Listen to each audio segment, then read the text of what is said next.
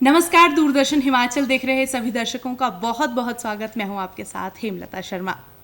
सोचिए कितना दिलचस्प होगा ये जानना कि करोड़ों लोगों की संख्या को कैसे गिना जाता है। और ये कोई आकलन या अंदाज़ा नहीं बल्कि एक सटीक संख्या होती है। और लोगों की गणना की इस प्रक्रिया को जनगणना कहा जाता है। आज से करीब 150 साल पहले यानी 1872 में भारत में पहली बार जनगणना हुई और तब से लेकर अब तक 15 बार जनगणना हो चुकी है। और जो 16वीं जनगणना है वो वर्ष 2020-21 में प्रस्तावित थी। लेकिन उससे पहले देश में कोरोना ने दस्तक दी और स्वाभाविक था कि कोरोना की वजह से देश में जनगणना प्रभावित हुई। लेकिन अब जो 16वीं जनगणना है उसकी खास बात यह है कि वो डिजिटल माध्यम से होगी और डिजिटल ऐप के ज़रिए होगी। तो ऐसे में ये देखना बेहद दिलचस्प होगा तो किस तरह से राष्ट्र निर्माण में जनगणना की महत्वपूर्ण भूमिका है। कई सारी ऐसी बातें हैं और इन तमाम बातों पर आज हम चर्चा करेंगे।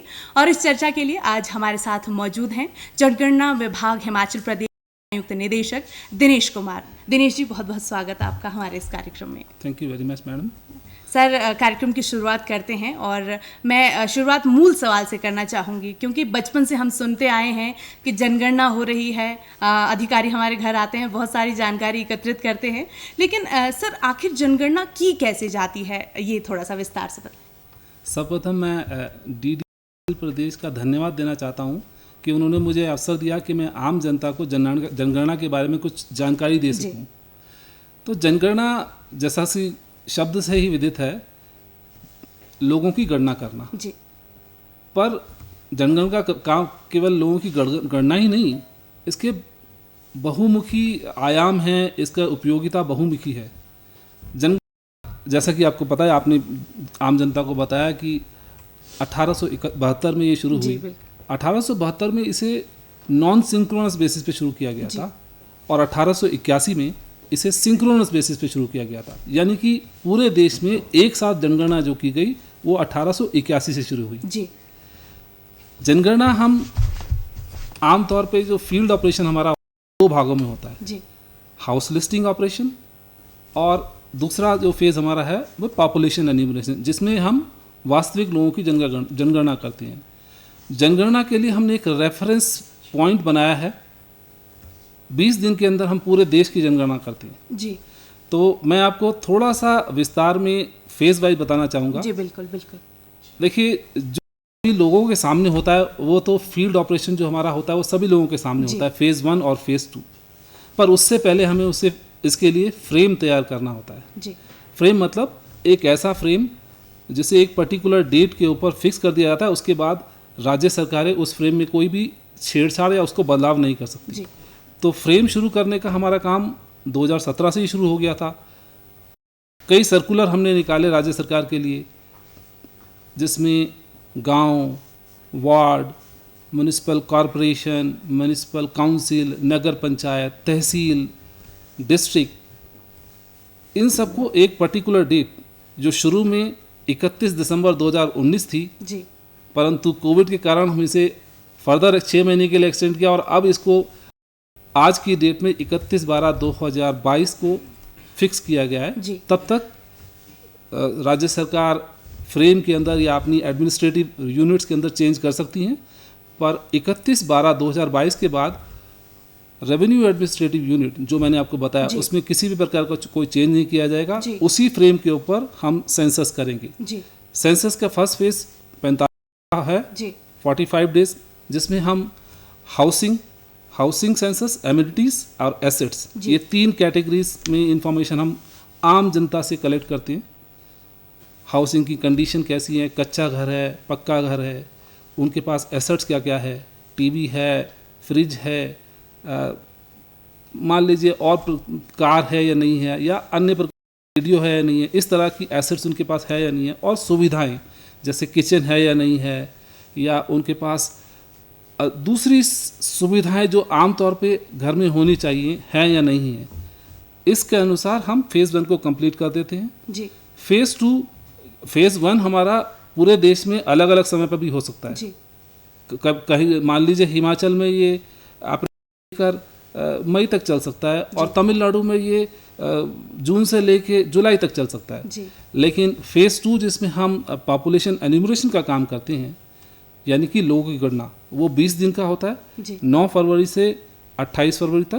तक। उसके बाद 1 से 5 मार्च तक हम रिविजनल राउंड करते हैं। जी और हमारा पॉपुलेशन काउंट का रेफरेंस जो है 1 मार्च होता है, जी पर्टिकुलर ईयर जिसमें हम जनगणना करते हैं। जी जैसे कि मान लीजिए 2011 में हमें अगर पॉपुलेशन का या जनसंख्या का आंकड़ा देखना है तो 1 मार्च 2011 को हम भारत की जनसंख्या कितनी थी, या एक प्रदेश की जनसंख्या कितनी थी, या डिस्ट्रिक्ट यानी जिला की जनसंख्या कितनी थी, तहसील की जनसंख्या कितनी थी, विलेज की जनसंख्या कितनी थी, म्यूनिसिपल की जनसंख्या कितनी थी, म्यूनिसिपल काउंसिल की जनसंख्या कितनी थी, नगर पंचायत की जनसंख्या कितनी थी, ये आपको रेफरेंस पॉइंट 1 मार्च को ही होगा। जी जी बिल्कुल। और कहीं ना कहीं आपने जो ये फेज़ 1 का जिक्र किया है उसमें आपने जिक्र किया कि आप ये भी जो है आंकड़ा लेते हैं कि किसी के पास टीवी है, फ्रिज है या नहीं है। तो बहुत सारे लोग ये संकोच करते हैं बताने में, वो जो निजी इस्तेमाल में वो आते हैं, उन्हें लगता है कि कहीं ये जो विभाग, टैक्स विभाग है, उससे भी कहीं संबंधित तो नहीं है।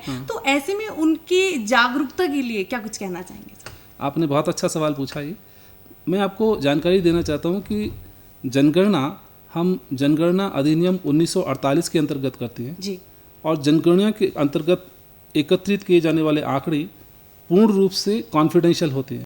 ये आंकड़े किसी के साथ भी शेयर नहीं किए जा सकते, जी व्यक्तिगत आंकड़े। जी बिल्कुल। मान लीजिए एक गांव की जनसंख्या कोई जानना चाहता है, उसको हम पब्लिश करते हैं, जी पर व्यक्तिगत आंकड़े जो हमने कलेक्ट किए हैं वो हम किसी के ना शेयर कर सकते हैं और ना ही हम करते। और हमारे अधिनियम के अंदर दिया गया है कि ये आंकड़े कॉन्फिडेंशियल हैं, गोपनीय हैं। जी कई बार चैनलों में भी इस बात की चर्चा हुई कि ये आंकड़े प्रस्तुत किए जाएं, परंतु हमने अधिनियम का हवाला देकर इन आंकड़ों को शेयर करने से मना कर दिया। केवल इकोनॉमिक डेवलपमेंट, सोशल डेवलपमेंट या जितने भी विकास के कार्य हैं उसके लिए सरकार इनका इस्तेमाल करती है। जी तो हम साफ तौर पर ये कह सकते हैं कि जो लिविंग स्टैंडर्ड है वो कितना अच्छा हुआ है, बेहतर हुआ है, उसको देखने के लिए आंकड़े लिए जाते हैं। बिल्कुल, और केवल यही देखने के लिए और आगे की जो प्लानिंग करनी है हमें डेवलपमेंट के लिए प्लानिंग। अब तो नीति आयोग है, तो नीति आयोग भी जनगणना के आंकड़े लेकर अपनी प्लान बनाता है और राज्य सरकारें भी जिनके प्लानिंग डिपार्टमेंट्स हैं या गैर सरकारी ऑर्गेनाइजेशंस जो हैं वो भी या रिसर्चर्स भी इन आंकड़ों का उपयोग करते हैं। जी बिल्कुल। तो मतलब देश, राज्य और जिला विकास के लिए इन आंकड़ों का मुख्यतः प्रयोग किया जाना चाहिए और किया जाता है। जी बिल्कुल। और यहाँ मैं अपने दर्शकों को भी बताना चाहती हूँ कि जिस तरह आप संकोच करते हैं इन सभी आंकड़ों को किसी अधिकारी के साथ, जो जनगणना अधिकारी है उसके साथ साझा करने के लिए, तो ये ऐसा करना ज़रूरी नहीं है। जिस तरह सर ने बताया कि ये कॉन्फिडेंशियल चीज़ें हैं और ये कहीं भी प्रस्तुत नहीं की जाती हैं, लेकिन ये बहुत ज़रूरी है कि जो वास्तविक आंकड़े आप ज़रूर साझा करें, क्योंकि उन्हीं आंकड़ों के आधार पर कई सारी योजनाएं ज़मीनी स्तर पर उतारी जाती हैं और तभी उन योजनाओं का आप लाभ ले सकेंगे। और इसलिए आप जो सही और सटीक आंकड़ा है वही जनगणना अधिकारी के साथ साझा करें। तो ये तो रही बात इन सब बातों की, लेकिन अब बात करते हैं जनगणना से थोड़ा सा हट करके जनसंख्या दिवस को लेकर के। तो विश्व जनसंख्या दिवस 11 जुलाई को मनाया है, क्या महत्व है और कब से ये शुरू हुआ, इस बारे में थोड़ा सा बताएं। जनसंख्या दिवस यूनाइटेड नेशन ने 1990 से मनाना शुरू किया। उस समय 90 कंट्रीज, 90 देशों ने इसमें मनाया। आज तो लगभग सभी देश इसको मनाते हैं। जी बिल्कुल। इसका मुख्य उद्देश्य है कि जनसंख्या के महत्व को लोगों को समझाना या खुद को पता करना कि जनसंख्या का महत्व क्या है, कैसे विकास में इसका उपयोग हो सकता है, कैसे प्लानिंग में जनसंख्या का उपयोग होता है, कैसे जेंडर बायसनेस को ख़त्म करने के लिए या जेंडर इक्वलाइजेशन के लिए इसका इस्तेमाल हो सकता है, या विभिन्न सरकार के जो कार्यक्रम है, यूनाइटेड नेशंस के जो एसडीजी गोल्स हैं, 17 एसडीजी गोल उन्होंने डिक्लेयर की हैं, जो 2030 तक सभी कंट्रीज़ को अचीव करना आवश्यक है। जी। तो भारत सरकार भी इस दिशा में काफ़ी कार्य कर रही है, राज्य सरकारें इस दिशा में काफ़ी कार्य कर रही हैं कि इन गोल को अचीव किया जा सके। अगर आप कहेंगे तो मैं पढ़कर दिखा सकता हूँ आपको कौन कौन से गोल हैं। जी बिल्कुल। आपको पता लगेगा कि इन गोल्स का हमारी जनगणना से क्या कोरिलेशन है। जी बिल्कुल बिल्कुल बिल्कुल। हाँ, हम चाहेंगे कि वो सारे गोल्स हमारे दर्शकों के लिए भी प्रस्तुत किए जाएं। जी बिल्कुल। Elimination of poverty, erase hunger, establish good health and well-being, provide quality education, enforce gender equality, improve clean water and sanitation, grow affordable and clean energy, create decent work and economic growth, increase industry, innovation and infrastructure, reduce inequality, mobilize sustainable city communities, influence responsible consumption and production, organize climate action, develop life below water, advance life on land, guarantee peace, justice and strong institutions, build partnership for the goals. जी बिल्कुल। तो हम यहाँ पर जो आपने जानकारी दी है, हम बिल्कुल अंदाज़ा लगा सकते हैं कि पानी से लेकर के इंडस्ट्री तक बिल्कुल जी बिल्कुल सारे जो गोल हैं वो सेट किए गए हैं। हाँ। तो क्या सर थोड़ा सा आप बताना चाहेंगे इन हाँ goals बिल्कुल, के मैं बारे में? इस बारे में यही बताना चाहता हूँ कि इनका डायरेक्टली कोरिलेशन है जी। हमारी जनगणना के साथ। जी जैसे आपको पता है कि रिसोर्सेज तो लिमिटेड ही है जी बिल्कुल बिल्कुल है ना। जी तो optimum utilisation of resources is the objective of planning. बिल्कुल आज की स्थिति में क्या हो रहा है कि ऑप्टिमम यूटिलाइजेशन रिसोर्सेज नहीं हो पा रहा है, जी और उसका मुख्य है कि जनगणना के सटीक आंकड़े की कमी। मैं आपको जानकारी देना चाहूँगा कि 2011 में हमारा जनगणना में जो नेट ओमिशन रेट था वो 2.1% है, यानी कि 2 से ज़्यादा परसेंट लोगों ने 100 में से 2 से ज़्यादा परसेंट लोगों ने जनगणना में भाग ही नहीं लिया। जब जनगणना में लोग भाग ही नहीं लेंगे, उनकी जानकारी सरकार के पास आएगी ही नहीं, तो उनके लिए कितने हॉस्पिटल, कितने स्कूल, जी सड़कें या अन्य सुविधाएं सरकार को देनी है, उसके लिए बजट बनाना है, वो सरकार कैसे कर पाएगी। जी बिल्कुल तो जब तक 100% सटीक आंकड़े सरकार के पास नहीं होंगे, जो भी सरकार के पास या प्राइवेट सेक्टर के पास या किसी अन्य प्रोडक्शन यूनिट में जितने भी रिसोर्सेज हैं वो ऑप्टिमाइज नहीं कर पाएगा। जी बिल्कुल यही एक मुख्य उद्देश्य है एसडीजी गोल में कि हमें जो रिसोर्सेज है उनको आदर्शम स्थिति तक उपयोग करना है, ना ज़्यादा ना कम, जी वेस्ट भी नहीं करना और एक्सेस भी नहीं करना। आपने देखा होगा कि डेवलप कंट्रीज में आजकल रिसोर्सेज का अंधाधुंध प्रयोग किया जा रहा है, बिल्कुल बिल्कुल है ना। और भारत में तो खैर अंडर यूटिलाइज ही है, सारी resources सभी लोगों को उपलब्ध नहीं है, जी काफ़ी पॉवर्टी भी है। जी तो यदि हम इन सभी गोल्स को अचीव करना चाहते हैं, पॉवर्टी को इरेडिकेट करना चाहते हैं कंट्री से, तो जनगणना में सभी लोग भागीदारी जी करें। बिल्कुल जनगणना का स्लोगन भी है जनगणना से जन कल्याण। जी बिल्कुल बिल्कुल। और हम दर्शकों से भी यही कहेंगे कि आप भी जब भी जनगणना हो तो उसमें अपनी भागीदारी सुनिश्चित करें, ज़रूर और ज़रूर। तो सर बात करते हैं जनगणना को लेकर के ही कि जो नियम है वो ये कहता है कि हर 10 साल बाद जनगणना होनी चाहिए। महामारी का दौर था, कई चीज़ें प्रभावित हुई, जनगणना भी प्रभावित हुई, तो क्या लगता है कि जो ये 16वीं जनगणना है वो कब तक संभावित है? जैसा कि मैंने आपको जानकारी दी है कि फ्रीजिंग डेट ऑफ बाउंड्री जी 31/12/2022 तक भारत सरकार ने डिक्लेयर कर दी है और इसे राज्य सरकार को भी सूचित कर दिया गया जी है। अभी तक हमारे पास भारत सरकार की ओर से किसी भी प्रकार का कोई निर्देश नहीं आया है कि जनगणना कब होगी। जी। जैसे ही हमें इस बारे में अधिक जानकारी मिलेगी, हम इसको सभी लोगों के साथ शेयर करेंगे, आम जनता से लेकर प्रेस के साथ भी। जी बिल्कुल। लेकिन सर अभी एक लंबा समय बीत गया है कि जनगणना हुई नहीं है, तो ऐसे में यदि कोई आकलन करना हो तो किस तरह से आकलन किया जाए कि कितनी जनसंख्या बढ़ गई है इन 10 सालों में, या फिर जो रेशो है वो कितना ऊपर नीचे हुआ है, इसको लेकर के कोई तरीका है आकलन करने का? हाँ मैम, बिल्कुल है। नेशनल पॉपुलेशन कमीशन जी उसने अपने आंकड़े रिलीज कर दिए हैं जी और ये पब्लिक डोमेन में है। तो 2036 तक की जी कुल पॉपुलेशन जो है आपकी डिस्ट्रिक्ट का या राज्य का, देश का, वो उसमें दिया गया है। आप कहेंगे तो मैं हिमाचल की पढ़कर आपको जी, बिल्कुल। शेयर भी कर सकता हूँ बिल्कुल, आपके साथ। बिल्कुल। एक सेकंड। बिल्कुल। ये जो आंकड़े हैं बहुत ज़रूरी है जानना और बताना भी, क्योंकि हमारे दर्शकों को मैं ये बताना चाहती हूँ कि यदि जो सटीक आंकड़ा किसी भी विभाग के पास होगा, किसी भी कंपनी के पास होगा, सरकार के पास होगा, तभी उन आंकड़ों के आधार पर कोई भी योजना या फिर आपके जो लाभ से संबंधित योजना वो ज़मीनी स्तर पर उतारी जाती हैं। बार बार मैं ये बात आपसे कह रही हूँ और हमारी भी यही अपील आपसे रहने वाली है कि आप अपनी सटीक जानकारी जो है जनगणना विभाग को दें।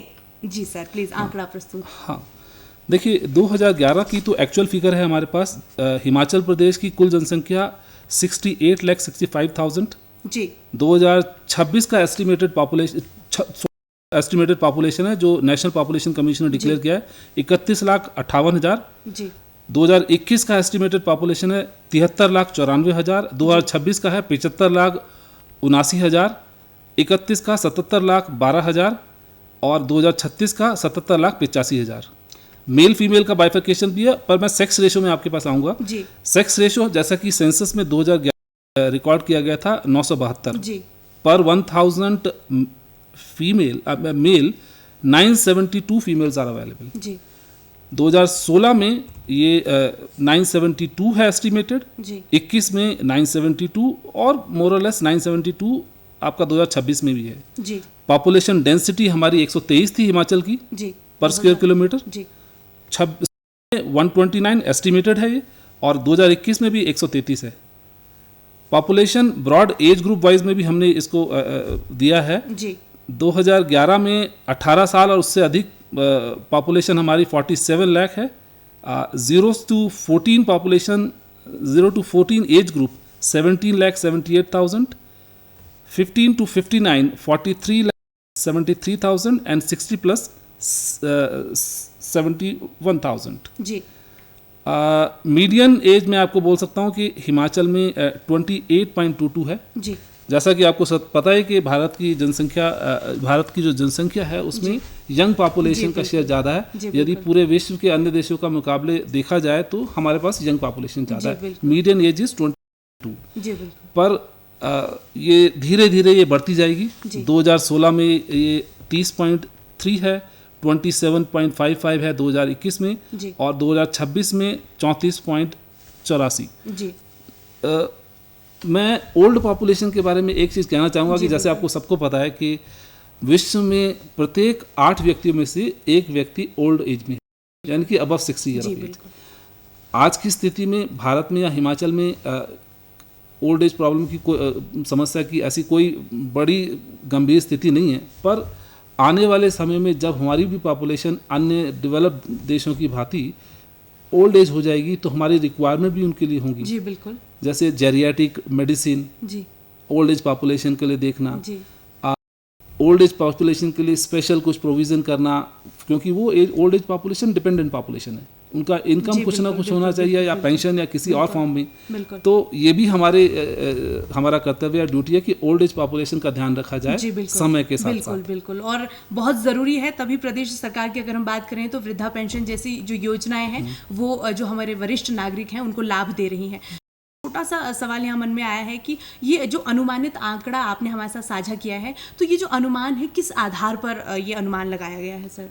इसमें हमने 2-3 चीज़ों को ध्यान में रखा है। जी जैसे जनगणना 2011, जी एक तो वो है। जी दूसरा काफ़ी सर्वे भी किए जाते हैं, जैसे आपको पता होगा कि सैंपल सर्वेस विभिन्न प्रकार के किए जाते हैं, तो उसको भी ध्यान में रखकर एक्सपर्ट्स ने नेशनल पॉपुलेशन कमीशन क्योंकि किया है, तो उन 3-4 चीज़ों को ध्यान में रख के इसे फाइनल किया है, और ये एस्टिमेटेड है। जी हम ये क्लेम नहीं कर रहे कि ये एग्जैक्ट है, लेकिन एस्टिमेटेड है। जी और क्योंकि जनगणना 2011 और अन्य चीज़ों को ध्यान में रखा गया, तो ये मोर और लेस वास्तविकता के निकट है। जी बिल्कुल।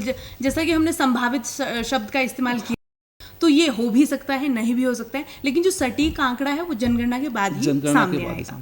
जी बिल्कुल। तो ये तो रहा अनुमानित आंकड़ा और हमारे हिमाचल प्रदेश का जो भी आने वाले समय में आंकड़ा रहने वाला है। लेकिन सर नीति निर्माण में कितना महत्वपूर्ण है जनगणना, इसको लेकर के भी सर थोड़ी सी। नीति निर्माण में यदि आप इकोनॉमिक पॉइंट ऑफ व्यू से बात करें जी, तो पूरी इकोनॉमी 5 इंस्टीट्यूशनल सेक्टर्स में डिवाइड करती है जी, और उनके आंकड़े भी तैयार किए जाते हैं जीडीपी के। जी 5 सेक्टर्स के अलग अलग जीडीपी के आंकड़े तैयार किए जाते हैं। जी अब 5 सेक्टर्स के क्या क्या नाम है? Government, non government financial corporation, financial corporation, non profitable institution serving house hold and house hold.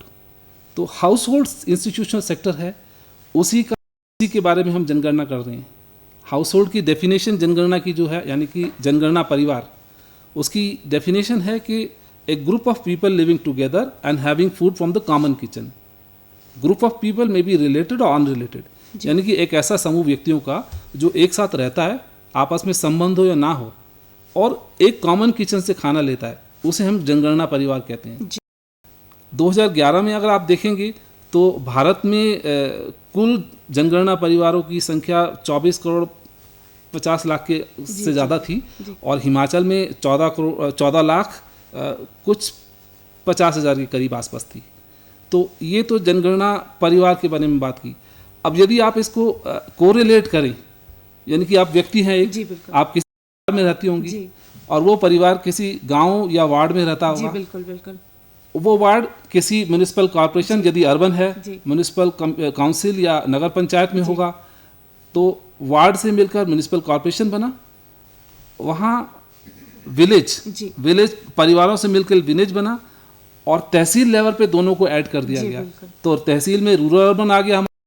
Similarly हम उसके बाद डिस्ट्रिक्ट लेवल पे पहुंच जाते हैं, इनको ऐड सभी तहसीलों को मिलाएंगे तो डिस्ट्रिक्ट आ जाएगा जो कंसर्न तहसील है, और सभी डिस्ट्रिक्ट्स को मिलाएंगे तो पूरा देश बन जाएगा। तो एक व्यक्ति से लेके पूरे देश का आप पॉपुलेशन किस तरह से कलेक्ट करते हैं, ये एक फ्रेम इंडिकेट करता है। जी, तो बिल्कुल आपने सही कहा कि जो है एक घर से समाज बनता है और समाज पूरे राष्ट्र का निर्माण होता है। और सर ये तो रही नीति की बातें, राष्ट्र के निर्माण में क्या योगदान है, इन सब चीज़ों की बातें। लेकिन सर अब थोड़ा सा जनगणना की तरफ एक बार फिर से आते हैं कि जब जनगणना होती है, यदि कोई अधिकारी किसी के घर जनगणना के समय जाते हैं, तो सर क्या संकेत या फिर किस तरह से पहचान की जाए उन अधिकारियों की, वही अधिकारी हैं या नहीं है? क्योंकि ग्रामीण इलाके कुछ ऐसे भी हैं, बहुत पिछड़े इलाके हैं, जैसा कि आपने पहले भी कहा कि बहुत सारे लोग जनगणना में भाग ही नहीं लेते हैं। तो क्या ऐसा कुछ तरीका है जिससे पहचान हो सके कि ये अधिकारी जनगणना के हैं या नहीं है, और उनको जागरूक करने के लिए क्या कुछ किया जा रहा है? ये दो सवाल मेरे। आपको पता ही होगा कि जनगणना मुख्यतः जो टीचर्स होते हैं उनके द्वारा की जाती है। जी बिल्कुल। टीचर्स ही हमारे एन्यूमरेटर्स होते हैं, हिंदी में उसे बोलते हैं प्रगणक। जी जी बिल्कुल। आमतौर पे टीचर जिस एरिया में पढ़ाते हैं उन्हीं टीचर्स को उस एरिया के लिए ड्यूटी पर लगाया जाता है। जी। जनगणना में जो डिप्टी कमिश्नर्स होते हैं वो प्रिंसिपल सेंसस ऑफिसर होते हैं, जी। और तहसीलदार चार्ज ऑफिसर कहलाते हैं। जी। और तहसीलदार ही या एन्यूमरेटर्स को अपॉइंट करते हैं। जी। और एजुकेशन डिपार्टमेंट उन्हें उसकी पूरी लिस्ट प्रोवाइड करता है उनके एरिया की, उसी में से चुनकर उनकी ड्यूटी लगाई जाती है कि आप जनगणना कीजिए। क्योंकि वो स्कूल में टीचर हैं, उस एरिया को भली भांति जानते हैं, लोग भी उन्हें अच्छे से पहचानते हैं। तो ये संशय कि उनके साथ लोग कॉपरेट नहीं या उन्हें जानेंगे नहीं या किसी प्रकार का भ्रम हो सकता है, वो तो मूलतः नष्ट हो जाता है, क्योंकि लोकल लेवल पे वो सब लोगों को जानते हैं और सब लोग उन्हें जानते हैं। और मुख्य बात ये भी है कि टीचर्स क्योंकि काफ़ी इन्फॉर्म्ड ग्रुप है, बच्चों को भी पढ़ाते हैं, सेंसस में हमारा पास मैपिंग एक्टिविटी भी होती है, socio economic and other factors जो लेते हैं सेंसस में, उन सब की बेसिक जानकारी टीचर्स को होती है। तो ये हमारे लिए सुविधा होती है कि टीचर इस काम को करें। राइट टू एजुकेशन एक्ट के अंदर भी टीचर्स को इलेक्शन ड्यूटी, सेंसस ड्यूटी और नेचुरल कैलामिटी के लिए प्रोविज़न किया गया है। वो इस काम के लिए टीचर मना नहीं कर सकते। और सर जागरूक करने के लिए सेंसस के समय हम विभिन्न एडवर्टीजमेंट देते हैं, कैंपेन चलाते हैं, दूरदर्शन को इन्वॉल्व करते हैं, ऑल इंडिया रेडियो को इन्वॉल्व करते हैं, न्यूज़पेपर में पब्लिकेशन डालते हैं, या अन्य जो प्रचार के माध्यम है राज्य सरकार के पास या केंद्र सरकार के पास या अन्य तरह से। मान लीजिए जैसे हमारा जो प्रगणक है, जब वो एन्यूमरेशन करने के लिए जाता है या काउंटिंग करने के लिए जाता है लोगों की, या पार्टिसिपेट करता है, तो उनका पास जो बैग होता है उस पर भी लिखा होता है भारत की जनगणना 2021। जी बिल्कुल। जैसे 2011 में लिखा गया था। उन्हें कुछ लोगो दिया जाता है जैसे ताकि उनकी पहचान हो सके, उनको आइडेंटिटी कार्ड दिया जाता है सेंसस एन्यूमरेटर का। तो विभिन्न प्रकार की माध्यमों से ये सभी लोगों को विदित कराया जाता है कि ये सेंसस के प्रगणक हैं। जनगणना तो जैसे ही डिक्लेयर होती है सभी लोगों को पता लग जाता है कि भारत की जनगणना चल रही है। जी बिल्कुल। और सर बहुत सारे आंकड़े हम आपसे लेना चाहते थे, लेकिन कार्यक्रम में थोड़ा सा समय का हमारे पास अभाव है, हम कार्यक्रम के अंत की तरफ बढ़ रहे हैं। तो मैं चाहूँगी कि सर हमारे दर्शकों से या फिर प्रत्येक हिमाचल के नागरिक से या प्रत्येक भारत के नागरिक से सर ये जो जनगणना है इसमें अपनी भागीदारी सुनिश्चित करने के लिए एक छोटी अपील या फिर हम संदेश आपसे चाहेंगे। हाँ, संदेश मैं आम लोगों को यही दूंगा कि भारत की जनगणना का स्लोगन जो है वह जनगणना से जन कल्याण है। जी बिल्कुल। 100% भागीदारी जनगणना में उनके वर्तमान में और आने वाले भविष्य में उनकी जो पीढ़ी है उसके लिए बहुत आवश्यक है। जी यदि जनगणना में या यदि सभी लोग जनगणना में पूर्ण रूप से भाग लेते हैं, केवल व्यक्ति नहीं, जी विभिन्न सेल्फ हेल्प ग्रुप भी होते हैं आजकल, पंचायत में है या पंचायत समिति है, या अर्बन एरिया में आपके रेजिडेंट वेलफेयर एसोसिएशंस होती हैं। तो इस प्रकार के जो सेल्फ हेल्प ग्रुप भी हैं वो भी यदि सरकार के साथ जनगणना में को पूर्ण करने के लिए या उसको प्रचार प्रसार के लिए या विभिन्न प्रकार से उसमें भागीदारी करने के लिए अपना सहयोग दें जी तो 100% आंकड़ा, एक्यूरेट आंकड़ा, सटीक आंकड़ा हमारे पास उपलब्ध होगा। और सरकार, प्राइवेट सेक्टर भी या एक रिसर्चर्स भी जो टीचर्स होते हैं या यूनिवर्सिटीज़ में रिसर्चर्स हैं, वो भी इन आंकड़ों का उपयोग कर विभिन्न स्टडीज़ पब्लिश कर सकते हैं और वो आम आदमियों के लिए, आम लोगों के लिए बहुत उपयोगी होगी। जी बिल्कुल, और हम यही उम्मीद करेंगे कि ज़्यादा से ज़्यादा लोग इसको जो है बहुत सीरियसली लें और जो ना भी ले रहे हों उन्हें भी इस बात से अवगत करवाएं। शुक्रिया सर तमाम जानकारी के लिए, तमाम आंकड़ों को हमारे दर्शकों के साथ साझा करने के लिए। तो ये थे दिनेश कुमार, संयुक्त निदेशक जनगणना विभाग हिमाचल प्रदेश के, जिन्होंने बहुत सारी जानकारी हमारे साथ साझा की। तो कहा जाता है कि हर सिक्के के दो पहलू होते हैं, तो जनसंख्या समस्या नहीं है बल्कि समाधान है। ज़रूरत है तो केवल एक सकारात्मक नज़रिए की, क्योंकि यदि ज़्यादा से ज़्यादा जनसंख्या होगी तो हम उन्हें संसाधन के रूप में भी इस्तेमाल कर सकते हैं। और एक प्रगतिशील देश बनने के लिए बहुत ज़रूरी है कि जन भागीदारी को सुनिश्चित किया जा सके। और बहुत सारी बातें यहाँ पर हुई हैं। तो जिस तरह से इन्होंने अपील की है कि ज़्यादा से ज़्यादा लोग जो सटीक आंकड़ा है वो प्रस्तुत करें, ताकि जो सरकार है उनके लिए जो कैटेगरी वाइज है उस तरह से भी योजना बना सके। वो वरिष्ठ हैं और यदि वो युवा हैं या फिर वो किशोर हैं, उस हिसाब से जो सारी चीज़ें हैं वो मैनेज कर सकें। तो हमारी भी यही आपसे अपील रहने वाली है कि आप भी जनगणना में अपनी भागीदारी को सुनिश्चित करें और सटीक आंकड़ों को साझा कर उन योजनाओं का आप ज़्यादा से ज़्यादा लाभ लें जो प्रदेश सरकार द्वारा ज़मीनी स्तर पर उतारी जाएंगी। तो फिलहाल के लिए इतना ही, आपसे फिर होगी मुलाकात के साथ। तब तक के लिए नमस्कार।